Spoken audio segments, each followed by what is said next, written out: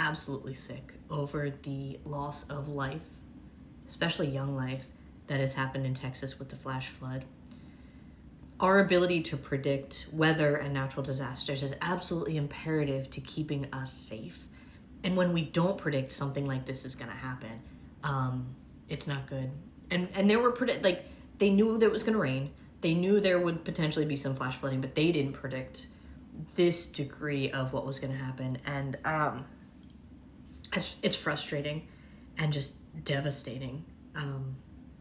Watching the video and seeing the cabin and knowing that so many small people are gone and knowing that a lot of them are still missing. And I dabble in the disaster space professionally through my hospital job and also intermittently as a federal disaster response employee, and then also personally as a Florida coastal inhabitant.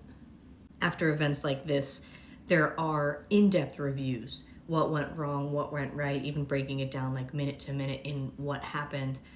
And then these reports are released as something called AARs, or after action reports, and it gives us a glimpse into what happened and how we can prevent things like this in the future.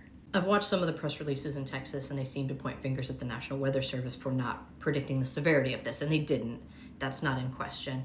It's hard to know if it was a black swan event, something that's just not predictable, it just happens, or if the National Weather Service, who has been sounding alarms that their ability to predict things is decreasing because of all the funding cuts, staffing cuts, decreasing tools like weather balloons and this other satellite system, they're losing access to.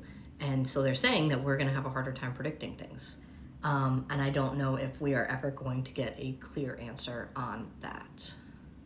I'm feeling pretty helpless, but what I can do is make a donation monetarily. So I'm going to give $1,000 to the Kerr County Flood Relief Fund, and I'm going to add on all of the revenue from all of the platforms to that as well, just to help those folks out there.